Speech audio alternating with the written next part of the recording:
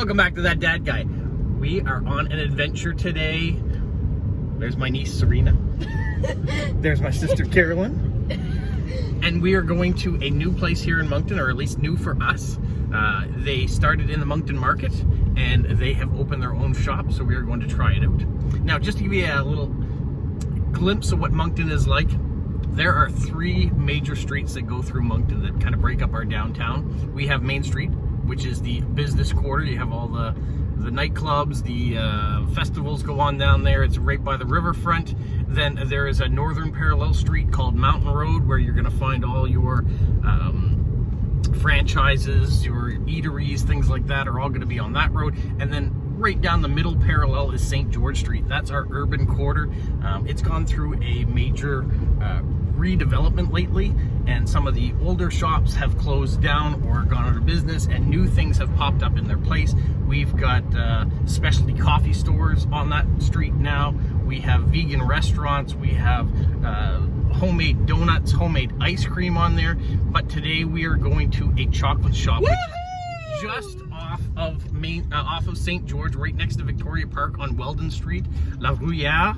So we thought we'd take you along and see what it's all about and try to fill our bellies with as much chocolate as we can within the allotted time. Here we are, LaRouere Chocolat. Artisan chocolates. We're gonna go inside and see all about it. Hello, hi. How are you? Good. We had heard that you have tours that we can buy ticket for or whatever, and just learn how the chocolate's made.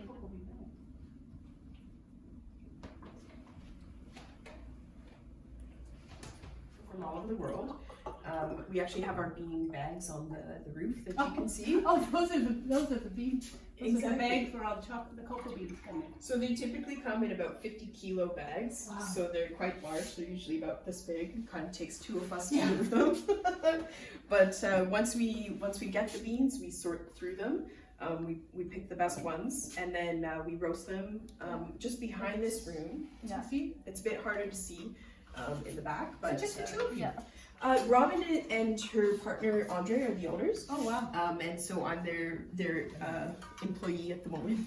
Employee, the employee of the month. Yes. Of the year. Yeah, I guess. They just opened, we opened last November that we have here today. I've got our little tasting flight, basically. Oh, this is where they're all from. Exactly. So we start with our 80% chocolates and then move towards our lower at 74. So typically the way that you want to taste chocolate is you can sort of snap these pieces in half.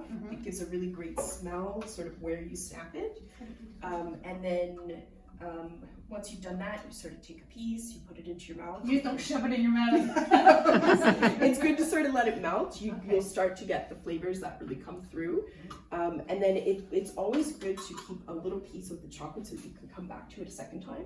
Really, once you've sort of tried, sort of once you get to number 5, number 1 will start to taste different. So we do have, we have 2 from Nicaragua. So we start with our 80%, and then we go towards as well our 74%. So you can really taste sort of what the regions, how they make a difference to the final taste of the cacao. I find these two countries interesting. I don't think of Philippines and Thailand as cocoa producing places. Exactly. Right? It's really We do actually have the map just on the wall. So Venezuela does too. exactly. Well, you speak of South America, right? South America, Venezuela, There's Papua New Guinea too. Papua New Guinea. Is that Papua New Guinea? Yes, exactly. Yeah. So the typically 20 degrees above the equator and 20 degrees below the equator is the best region for growing cacao. It's the right sort of temperatures. And you tend to clear your palate with the water between each taste? Absolutely, yeah. So it's room temperature water as opposed to cold water, so you can kind of get the idea. Okay, you're number 2 already. Number 1. I'm still on number 1. I like that. Yeah. But I don't mind dirt. I like dirt chocolate. So that's more of a baking chocolate, wouldn't you say? 80%? 80%. I suppose so. Venezuela is the exact same percentage, so. I have these as well that I meant to share. So these are tasty meals.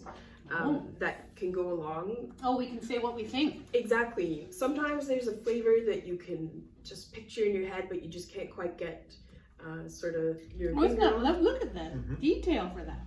So a lot of them, I mean, it sort of starts as you might just have the idea of it being fruity, but you can sort of go into the more details of, is it a citrus fruit comparatively to a berry fruit? And sometimes just having the wheel sort of next to you helps Right, to sort of right. pinpoint the flavor that you're thinking of. That's neat. And then you'll tell us whether we're right or wrong later. Well, that's the thing though. Taste is completely subjective. That's the thing that you really have to remember when you're tasting something. Everyone has their own taste palette of things they've tried before. Someone may love blueberries and someone may hate them, but they may have had the freshest blueberries ever compared to maybe ones that were not so close to the date, right? So Does it depend on where the cocoa is grown, depending on what you're going to get, what might be growing around it in the same region? definitely. Some of them, depending on if it's grown sort of within certain areas. I mean, typically our Philippines and our Thailand are a little bit, the Philippines is a lot more nutty Okay. comparatively to Vietnam is quite fruity. So it really is quite regional. We do have 3 different regions actually from Peru. So even though it's still from the same country, depending on if it's grown sort of closer to the river versus more in the forest, they really create a different sort of texture and palette compared to just based on where it was grown. Okay, cleanse your palate. Now I found one too. It's not here. It's a little bit bitter. You find that always so with the darker or the higher percentages that they're better? Yeah, me too.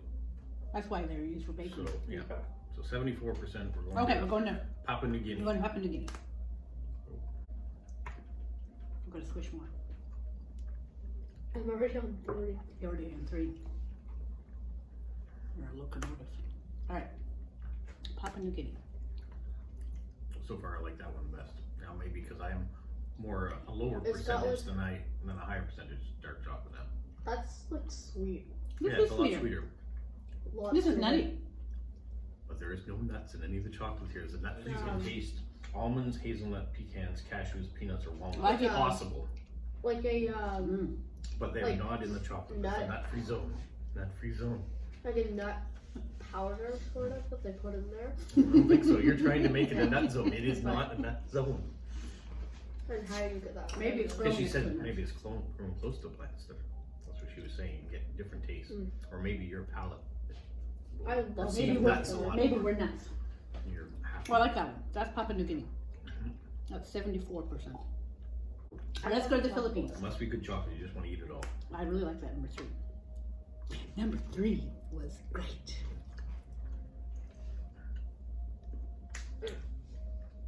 That's just had a clean snap to it. Not as sweet. Same percentage. Not all the same connection. It's tangy. Yeah, I would say tangy too. There's a citrus in there. But not a good citrus. It's not orange. Maybe it's a tangerine or a mandarin. I'm on 4. Me too.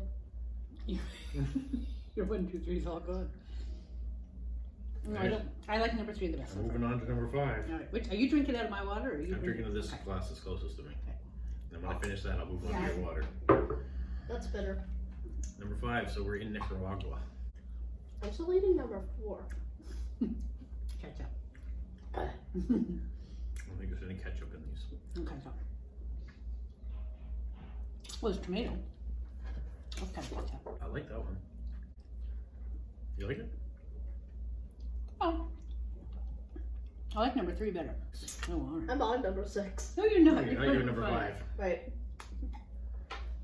You just enjoyed watching yourself in the camera. All right, Thailand. Oh, Thailand, okay.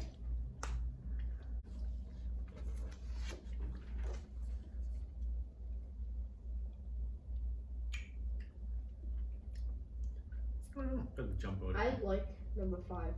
Do you? 5, yeah. It's like This it's got is like a sweet Number 3, Papua New to it. Guinea is my My number 3 favorite. is my favorite. This is citrusy too. 5 and 3 are my favorite. No, I'd buy number 3. I don't mind number 6 though. There's your areas of location. What's the 6? What do you think the flavor is? It's definitely a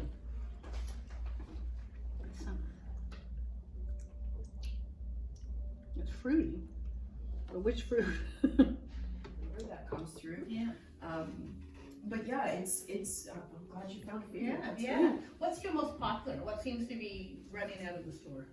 Honestly, at the moment, we've had a Peru that we actually, quite a few of the relatives of our owners have severe nut allergies. And I mean, one of the things with chocolate that's very difficult to find is nut-free chocolate. There's so many facilities that will process nuts, and so many people love nuts to go along with their chocolate. Yeah. And we've had a lot of people asking us, why can't we? But at the flip side, the people that do have allergies and are very concerned about it, they love being able to sort of get a whole range of options from us that are. Yeah, and they don't have to. Well, I would say if anyone wants a nut, go with number 3 because that Yeah. tastes like nuts. And it's really surprising that I find even the Philippines as well has a very nuttiness that comes out of it. That people really find the Philippines the most nutty, but we haven't had the Papua New Guinea on their menu yet. So Okay. maybe eating. Because that was just right away. We all said, "Oh, it tastes like a nut." We tried to figure out which nut does it taste like. You basically here I'll help. These ones. Yeah, So when kind you of get a just- bag like this, Yep. do they come in this form? They do, Okay. absolutely. So you can just kind of pinch on either side, and it kind of comes into all these nibs. And you eat the nibs. Exactly. That's what the. Oh. Yeah. So you want to remove the exterior, Got it. similar to that, and then this glossy part is typically what you're looking for. And they call them cacao nibs because they truly do just sort of fall to pieces when you. Oh, they're not bitter. And then your next process would be to press them? So we get them as in this state. These have actually already been roasted in order for us to be able to eat them. So when we get them, they have been fermented at the facility, but they haven't continued to be processed. So once they've been fermented, they come in this form. We put them into our roaster. We aim for. Which is what's through that window right there? We've actually got it in the back. Okay. It's a bit harder to see, but basically it looks like an oven that has a rotator, so that the cacao beans are constantly moving as they're getting roasted. Very similar to coffee beans, the way that you're roasting there, you're aiming for a specific temperature. That's how we sort of a lot of the finding the flavors in the cacao beans comes out during the roasting process. Okay. So a lot of the smell will sort of come through. At that point, we take them in this format and put them through our machine that's called a winnower. Okay. So it removes the husks for us exactly like this, and what we get at the end is basically just packages. But once oh, that's okay. Once chocolate's in this format, this is where chocolate starts from. So Okay. our There's 100% no sugar in that, chocolates. honey. That's No. 100%. It's exactly. So these ones, this is what goes into these machines that you can see here, and basically these are. We're just gonna come on back for a minute. Yeah. So on this side, Oh, it smells wonderful. it's our. Oh my goodness. This is more of our sort of finishing side, so we can. Let's maybe You start on can this see the side. molds. You can see the molds. Yeah, exactly. Okay, Well, yeah, no worries. You lead the way. So this is one of our bean bags that we have. This one is, I believe, from Honduras. So Oh, yeah, huge. we've Massive. used about half of this bag already. So this is about the half that remains. So once we have it from this position, we take them, and this is our roasting machine here. So it has the drum that rotates, and so the beans go into the center, they rotate. We are aiming for a certain temperature. Okay. At that point, we cool down the beans. Then they go into this machine, which is our Aethler winnower. So the beans get loaded in the top hopper. They go through the machine, and out of the bottom, we receive nibs. That's your husker. That takes all that. Exactly. So we do have our They're extra your husk. husks. Yeah. Exactly. So this husk actually is also, it's typically a waste product, but we use it as well for cacao infusion. It's basically a loose leaf tea made with these. So you steep these for sort of 5 to 10 minutes. It makes a really lovely tea type. It has the texture of tea in your mouth, but the smell, the aftertaste of hot chocolate. Oh. So it's very interesting. We are quite we choose which beans are best for this. Some of them that are very citrusy, especially Thailand, the way that you guys really notice that. Some of these, the husk will come out quite acidic, and really it's acidity that you get more than the flavor. Okay. So you have to be careful.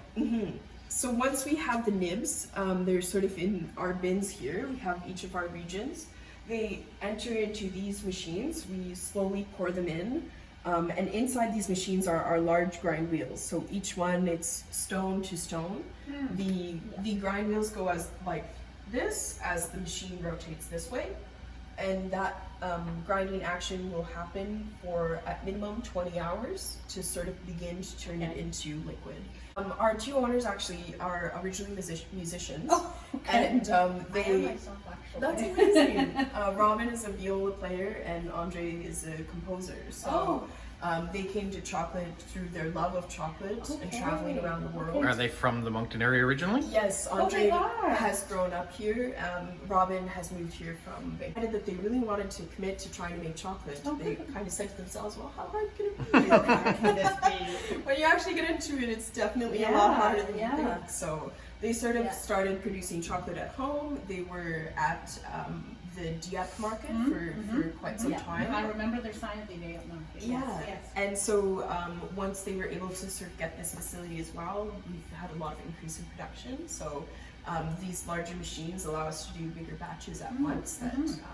Yeah, so What is the drill like apparatus? It looks like it's a torch or something. it's actually a heat gun. Okay, so, so it is a torch of sorts. Yeah, a lot of the machines are best to start when they're a little bit warm. The nibs will begin to turn liquid when there's a little bit of heat applied. So it heats up the... Exactly. We usually keep, each room has these separators because they're all climate controlled. It's nicer when it's warmer within this room while chocolate's being made. Comparatively for storing chocolate, we don't want it to be very warm at all. So they will melt it and continue sort of with the process that Robin's working on right now with the tempering side. So the next process, you take it from liquid and then we go into turn it into bars? Absolutely. So it goes into large blocks that we're able to store. So typically we want our bars to stay in sort of this format for about a minimum typically of 3 months. It allows the chocolate to sort of age quite a bit more, and then the flavors will often mellow as well during that time. Following that, that's when we chop up our large blocks, we melt it in our oven, and we're able to put it into one of our tempering machines to then sort of pour into molds at that point. What do your tempering machines? Yeah, so the tempering machines are great that they're able to keep our chocolate moving and at the right temperature. So we're allowed to use it for quite some time without it sort of hardening or getting out. That shiny color. Exactly, yeah. How long can it stay in the bag without it hardening? Not that long, typically. I think Robin got to about the end of her process. Okay. So we usually will just wait for those bags to dry completely, and then we're able to save our extra chocolate and they melt again. Okay. There's a lot of waste. There's not a lot of waste, and we really try. Is this another heat gun? This one actually is our mixer for our cafe side. So because we do have all of our hot chocolate drinks, as well as our cold drinks that we're offering now, this is sort of our prep table for the cafe side. You certainly maximize all the space that you have. Definitely. We unmold them all by hand. We wrap them all by hand, first with foil, and then finally with our packaging. And then at that point, we're ready to go home. And how big is the team? It is So 3 of you? Andre, yeah, and Robin are our owners, and then myself right now. Okay. All of you do all, that's incredible. Yeah, That's so a lot of work. yeah, and That's it's a bit of juggling as well. I mean, a lot of our this side of our production cools down quite a bit during summer simply because of the humidity. Chocolate is the mortal enemy of water. Water is the mortal enemy of chocolate. Yes. So we try to avoid that humidity being able to make it into. We do typically have a blueberry chocolate that we've been meaning to make, but it has been much too humid the last month. And you run Tuesday through Sunday? We run Tuesdays through Saturday. Through Saturday, okay. 11 till 5. You still in the market as well? We're not at the market, Okay. unfortunately. We are starting to do more sales to other retailers as well. So you can find us in Moncton at the Wellness Exchange, as well as Sequoia. And a few other places. Apple Art also carries us just next door at the Arches. And we typically do pop-up events. So sometimes it's tasting pop-ups. We've been at La Factory, who also uses our chocolate, their cafe in their coffee. They're quite close by. They have lovely coffee. And we were able to sort of be there for the afternoon, offer free samples to their clients and be able to meet more people. You guys are part of the resurgence of this area, Yeah, right? I mean, St. George has really increased. We've got quite a lot of lovely neighbors. We've got between Bricks and the Groggy Frog, we've also got Dolma, and towards this side, we've also got Epoch. Quite a few other people. Lost and Found Ice Cream is that Halo. Halo. Yeah, so we really love being able to be so close to St. George and close to the downtown. It's great. It's the 100% no sugar added. Basically the nibs in liquid form. So You're gonna want the sugar. You're gonna want the sugar. But, I think we learned that from that. Yeah. This one we typically serve with cinnamon and cayenne, so it makes a bit of a spicy hot chocolate. It's quite delightful as sort of prepared. Water, milk, and oat milk. This one, it's very thick hot chocolate. I think I know what you mean. It comes quite small. It's basically just an espresso size. It's a shot. Yeah, it's like a melted chocolate. I don't like the milk. I really like the cocoa one.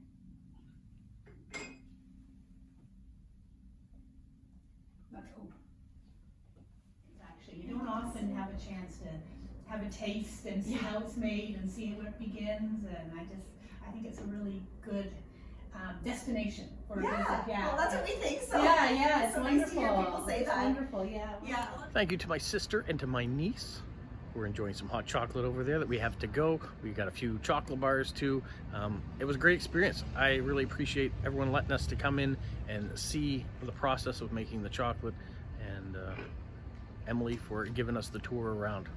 So if you're in Moncton, come check it out. And if you're from Moncton, you should be here all the time. There's lots of things to see. St. George is a new developing area that is refurbishing some of the old buildings. So new in the fact that there are new business coming here. You can see here are some sneaky people trying to sneak up and get in the video. That was delicious. So what was your thought? I thought it was fantastic. Anything chocolate, why not? Serena? Serena, what do you think? I'm not here. Not here. All right, I thought it was fantastic too. They did a great job. Thank you to Emily for showing us around, and some hot chocolates to go. We're off to the next adventure. Have a magical week. What, Polo? You say like, subscribe, share, and tell all your friends. Who's a good boy? Who's a good boy?